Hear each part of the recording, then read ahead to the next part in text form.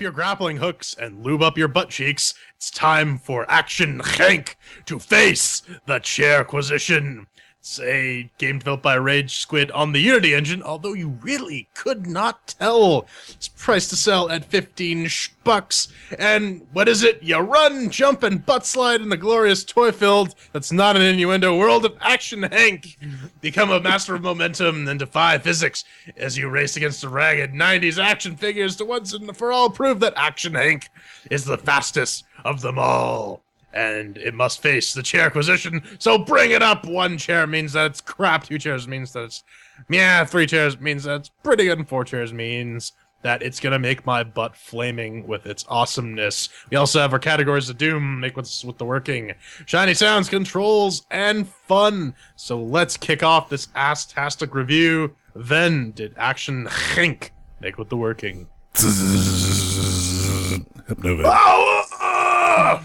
No, my buddy Cameron came up with a good idea for the chairs, which is just that. It's hard to do it backwards on the camera, I guess. Maybe if you did it that way.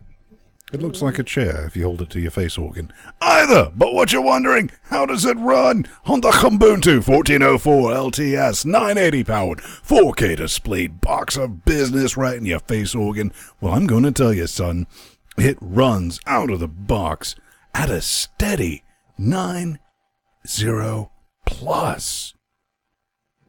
Wait for it. FERPs at 4K. I'm not kidding you. This is a Unity game. That's why you might be fooled.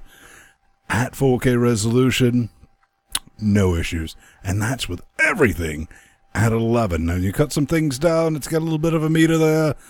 You can go 112, 114, but it never gets anywhere close to like 60. Sorry, console peasants, I know you dream of that, but that's not an issue. It does have one issue that is just a Unity issue with my Moonbat shit display 3, X server, and screen positioning that it doesn't remember. Like, say, I have it set at 4K and I want to go back to 1080p. I got to remember to set it to that, or it'll start up and, 1080p is one corner of a screen. So, can't ding it a chair. That's just a Unity thing. We'll give it 4 chairs, Brad. Brother Svang, give me the business. That is astounding. Yeah, no, I did not see a dip below like 100 frames a second with everything cranked up on the Fedora 21 AMD 1090T. And we spent some time with it. GTX 980. Yeah, no, we even on multiplayer with like the network shit. Yeah, no, we spent some time with it, and I did not see it drop below 100 frames a second. I'm quite impressed. See, if we can get this level of Unity optimization as the status quo, I would be so happy. I'm just gonna give it 4 chairs. It's awesome. Well, P-Man, you got to realize that this is a slow-paced game, that action's not important, so it should be not surprising that it's able to perform at that at 4K. Yes, very slow. It's not like you're running through in front of a highly detailed backdrop that's actually being rendered instead of being just a static picture. But yeah, it looks amazing, and it runs stupidly well on the Amiga with the FX 8370E overclocked at 4 gigahertz, and the GTX 970 Strix. It runs stupidly well, always at 1080p, constantly above 120 frames per second. So, 4 chairs. Yeah, so that's 4 chairs with mixed with the working. Up next is the Shinny and the Signs. Then Shinny and Signs. This is how it looks. This is how it sounds. Fellow members of the CHAIRQUISITION. It's a good-looking game. A lot of work went into the background. That's what P-Man just said, of each level. I mean, there's Easter eggs buried everywhere. I only noticed it because I was editing the video of our players of it, and I was like, oh, wait, there's that thing. But it's kind of brilliant because all of your characters look equally batshit insane. It's lovely. From the guys to the gals to the guy sliding on the dinner plate to Hank with his early access Sonic uniform where his belly's busting through it. And he actually drops rings when he falls. Kind of neat. And when it comes to sounds, everyone has like 3 or 4 verbal taunts. And you're like, oh, that's kind of until you start playing multiplayer. Then you realize that, oh, I have a taunt button. then everyone starts taunting each other. So that's kind of amusing for about 3 seconds. Really, that gets old. But if you mix all that in with, shall we say, memorable background music, you end up with something that's a little bit of all right in the shiny and sounds department. The background music, I wouldn't really call it amazeballs. It's not something you really want to put in your ear pussies constantly. But if you play enough of it, you're going to have that damn disco level stuck in your brain organ constantly. So for shiny and sounds, we're going to give that business the 3 chairs, J-Baby. Yeah, I mean, for what little voice work there was okay.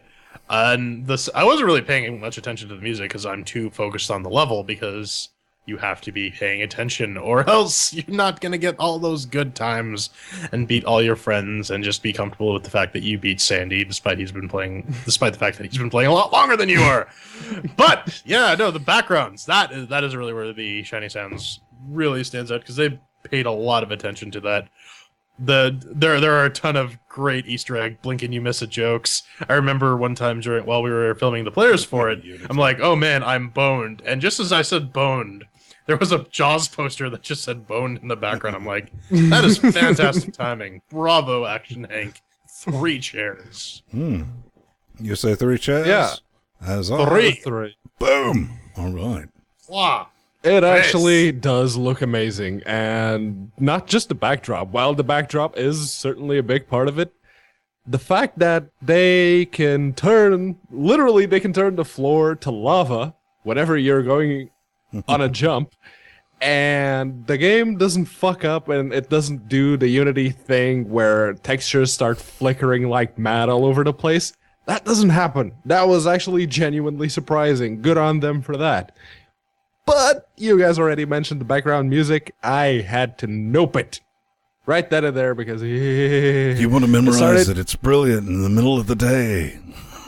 No, it's seriously, go on YouTube, go on Spotify, go somewhere. They have a free demo web. You can play it with the Unity engine on the website if you want a free chance to check it out. Yes, but just find some other really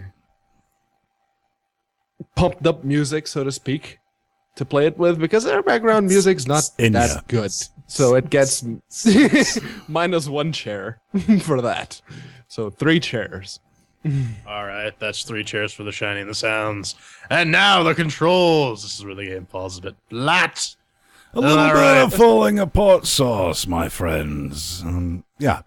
I hope you like the default controller layout on your X-Clones, 360s, or anything like that. Because, remappable controls in 2015, because fuck you, that's why you can't have them. And they run away.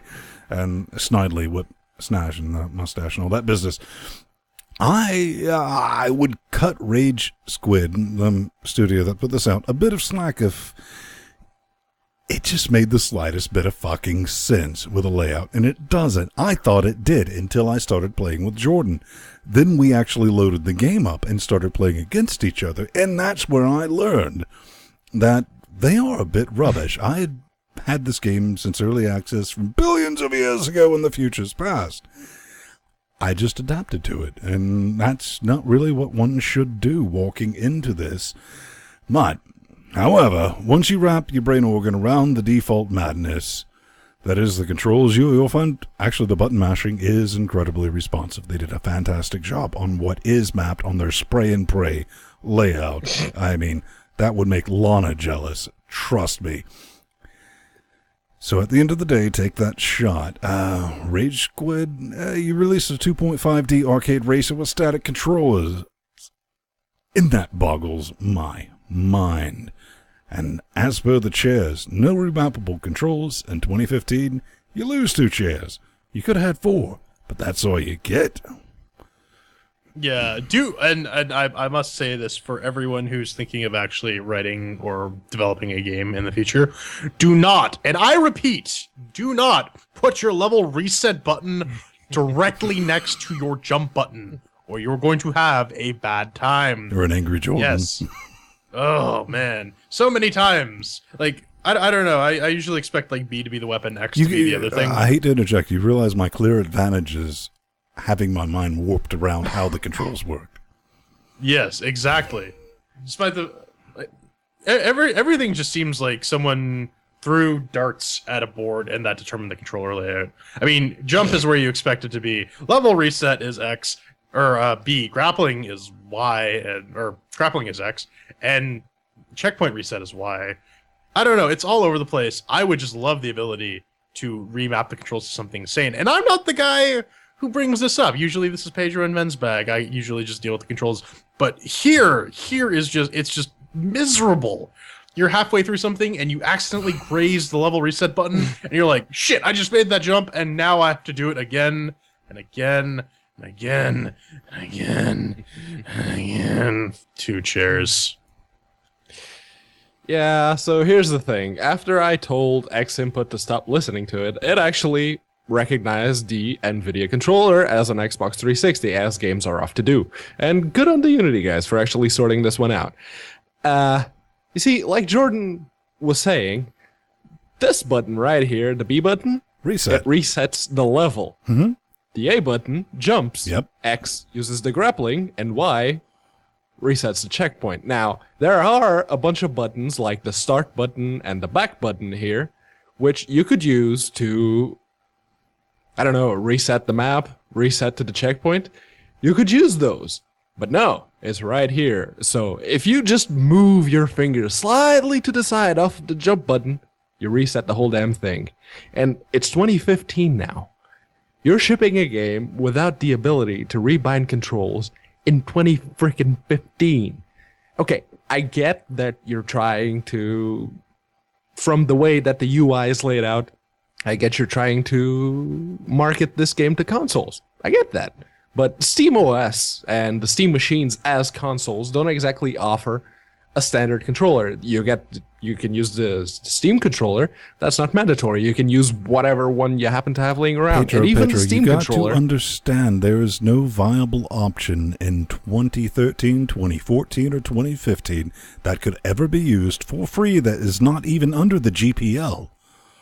It's the zlib license, and it's not called SDL at all. Yeah, that doesn't exist. The hell? Pedro, you don't understand. Unity input handling is perfect, period. It requires no improvements. If you cannot figure out that screen, obviously, you have some sort of mental deficiency. Apparently. Yeah. But anyways, make Yeah. up the chairs. It's 2015. You need to let people reassign their controls. 2 chairs. All right, that's 2 chairs across the board for the controls. And finally, our last subjective category, fun. Lay it on me, Ben.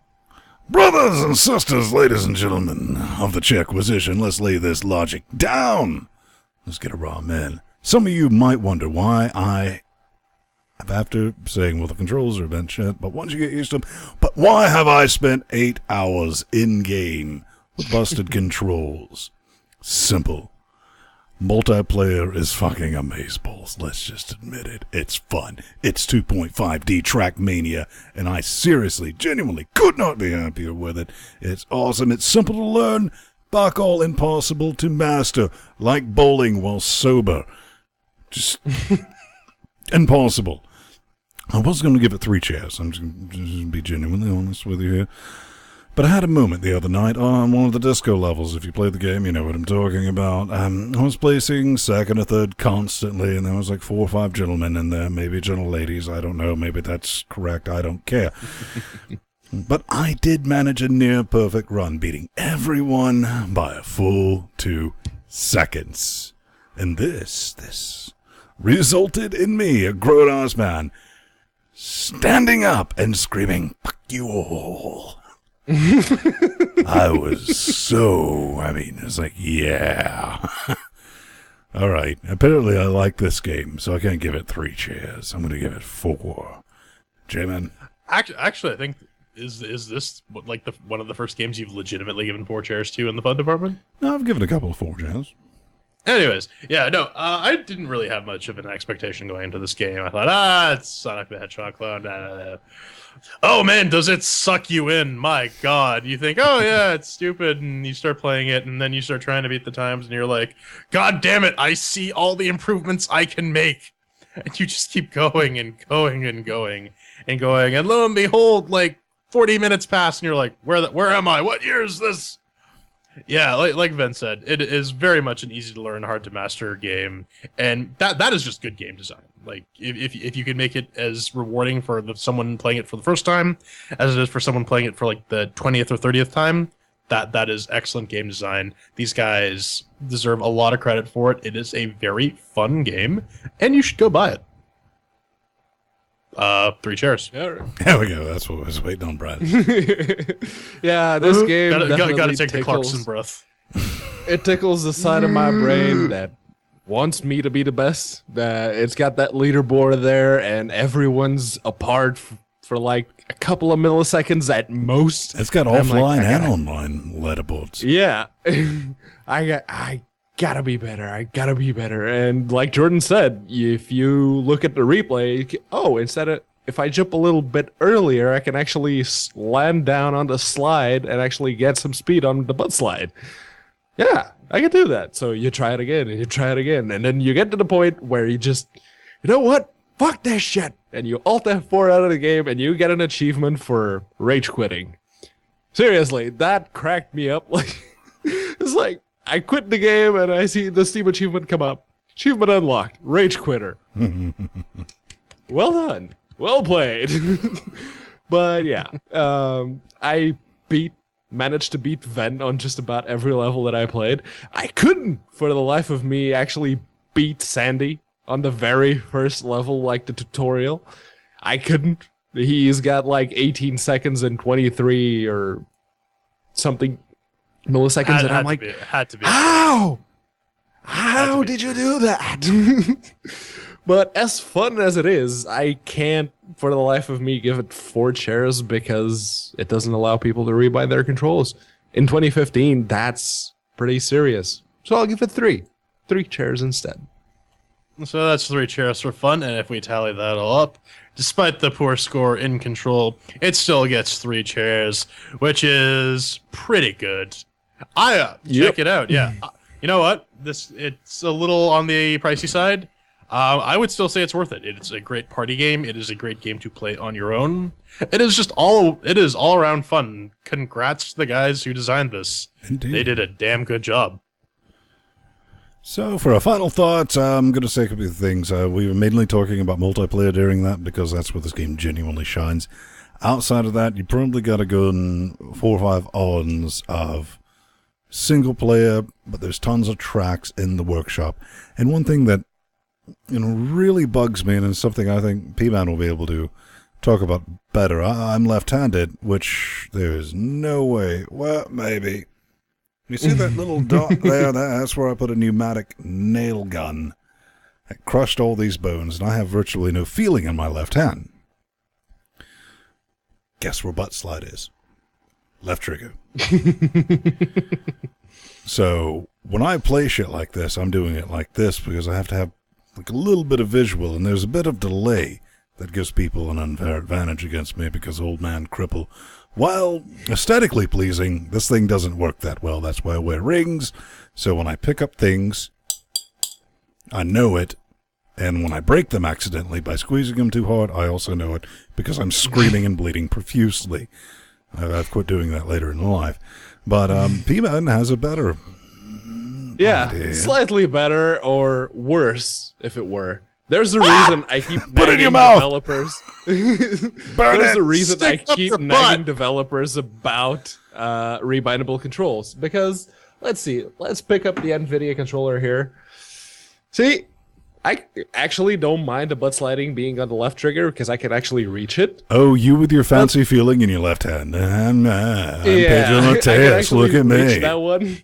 But most games, contrary to this one, most games actually have the most important functions on like the right trigger and the right button. I can barely touch those. And It's not the case in this game, but in this game, I was actually playing it with the keyboard because I found, hey, it actually makes sense, contrary to the controller. But not allowing people to rebind their controls in 2015 is just stupid. It's discriminatory. I mean, Yeah. you couldn't even play it because you're Jewish. Anyway, what's up next?